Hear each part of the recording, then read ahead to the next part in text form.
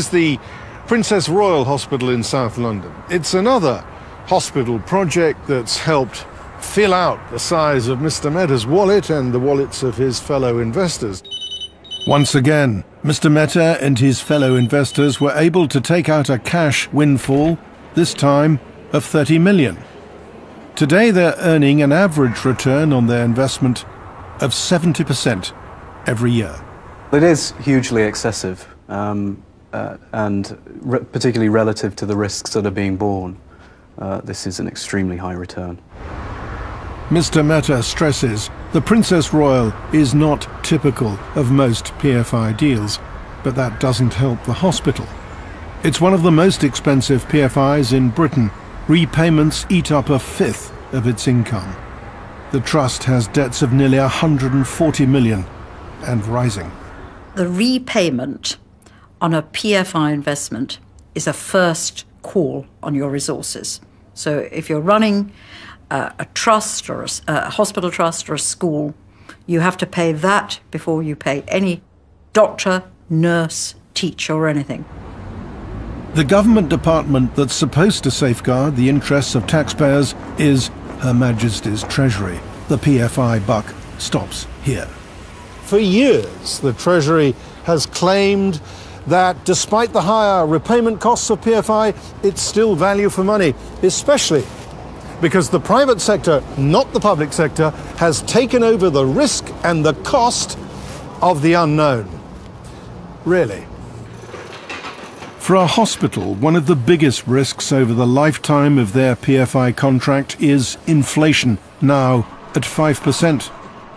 PFI companies have protected themselves against inflation, but a Panorama survey shows that hospitals are bearing the brunt of it.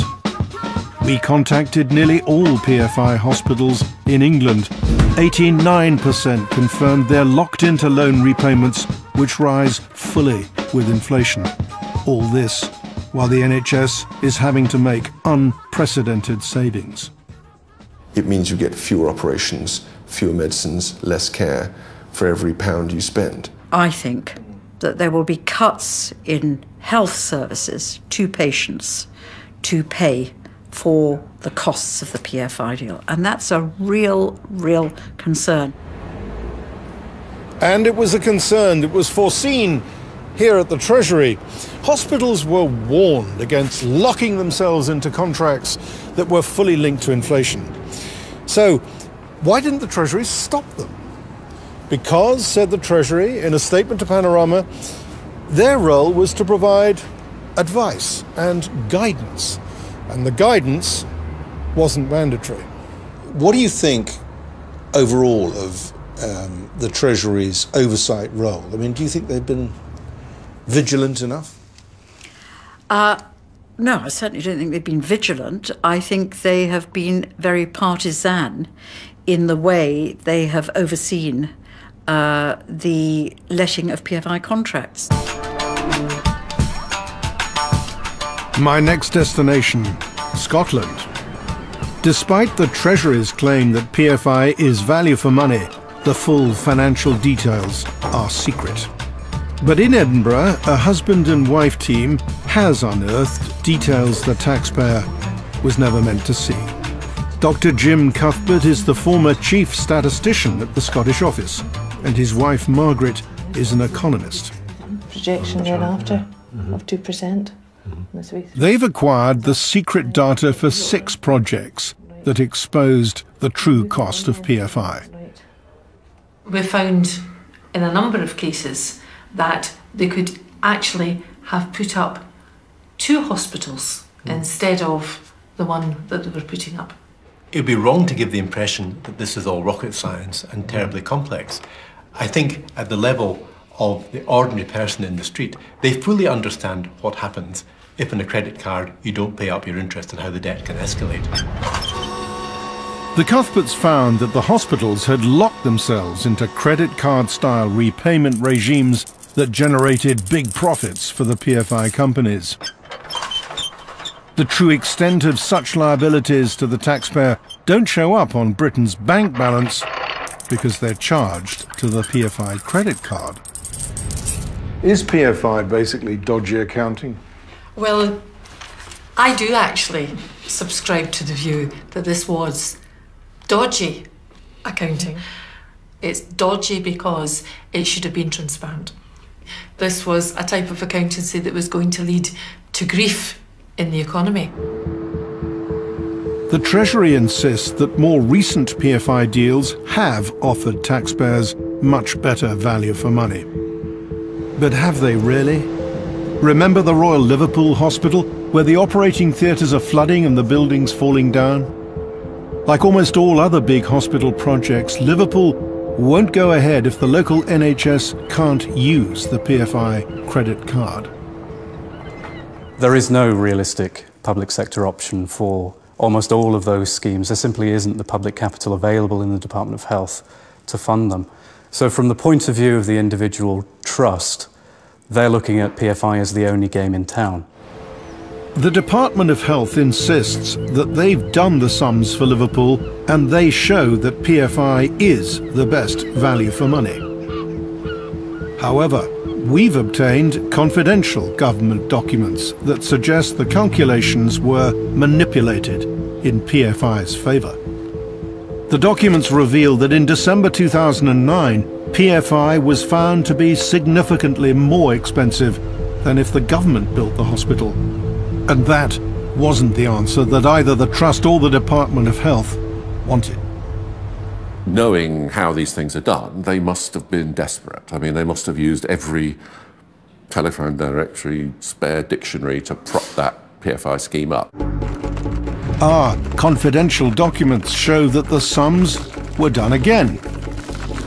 Whereas 4 months earlier the sums showed that PFI was more expensive, now they showed PFI was cheaper.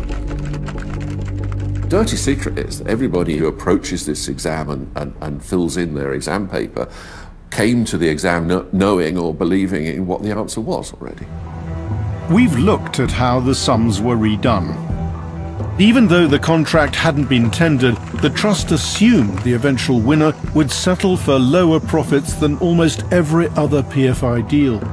And even then, PFI only scraped home by a whisker, cheaper by just 0.03%.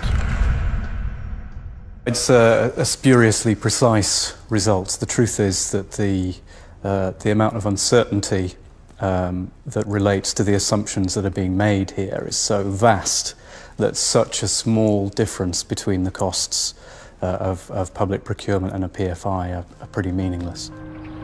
The decision whether to go with PFI really matters. Some believe that if the government built the hospital itself, it might save perhaps £500 million, which could buy Liverpool £15 million of extra healthcare every year for the next 34 years. 15 million at present prices would buy you nearly 200 fully staffed beds or 500 nurses. Clearly a lot of health care, and it will seriously affect the health of Liverpool. Was Liverpool a fix? Yes, I believe so. And I think ministers should have asked some tough questions about this project. Tough questions, particularly because, as the confidential documents reveal, a warning by the Department of Health that the risk of the new hospital not being able to afford its PFI payments was significant. And yet the Health Secretary, Andrew Lansley, has recently given the thumbs up to Liverpool's PFI. Which is strange, because Andrew Lansley has been complaining loudly about how PFI has brought parts of the NHS to the brink of financial collapse. We wanted to ask him about the new hospital in Liverpool, but like everybody else in this programme with questions to answer, he didn't want to be interviewed. In statements to Panorama, the Department of Health and NHS Trust in Liverpool denied any manipulation of the calculations. It's not even clear the hospital can actually afford it. Yeah. We showed our evidence to Margaret Hodge, the MP who heads the parliamentary committee that oversees value for money for taxpayers. I think Liverpool is a fix on the basis of those two documents that you showed me. and that is bad decision making, and that is not serving the interests of the taxpayer properly. If they want to build a hospital in Liverpool, and this is the only way they can build it, fine, but be transparent and open about the real costs to the taxpayer, to the health service, not just today, but over the 30-year life of that PFI deal.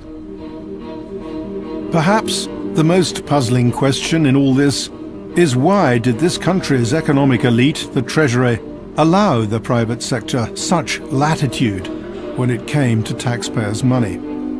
Many of the senior people the Treasury appointed to expand PFI and check any excess were themselves financial consultants and bankers whose firms have made millions from PFI. Back and forth they've gone, between the Treasury and the City. Geoffrey Spence used to work for the bank HSBC. Now he's on his third stint at the Treasury. Richard Abadi came on secondment from the City Accountants PwC and has since returned there. Charles Lloyd was also loaned out by PwC. He too has returned there. We've had more than one person in front of this committee whose job title was Head of PFI Policy, mark you, in the Treasury, who was actually a secondee from one of the major accounting firms. And so you sort of set up this self-perpetuating industry of accountants, bankers, consultants and lawyers who've all got an interest in keeping the thing going. We wanted to talk to some of these former officials who've moved backwards and forwards between the Treasury and the City. Not, I stress, because of any suggestion of impropriety, because there is none. We wanted to hear their response to the growing criticism from all parties against PFI. But like everybody else, they didn't want to be interviewed, nor did Chancellor George Osborne, which is surprising. Why? Because in opposition, the Chancellor and his colleagues were scathing about PFI. No more hiding PFI and pension liabilities off the balance sheet. It's actually a bit of an accounting dodge. It's a way in which the government could pretend they're not borrowing money when they are. But in government, ministers have signed 34 PFI schemes already, with another 49 in the pipeline. Billions more hidden on the PFI credit card. In opposition, all political parties tend to criticise PFI. Once in government, parties tend to realise that there isn't really a plan B. The Treasury recently announced a review of PFI. They told Panorama this would see the end of PFI as we know it. For many, this can't come too soon. I would disband the NHS PFI unit. I would drop a hydrogen bomb on it, yes. Drop a hydrogen bomb on it? I would. In his mini-budget tomorrow, the Chancellor is expected to seek another 20 billion from the private sector for new projects. Criticising the PFI credit card in opposition is one thing.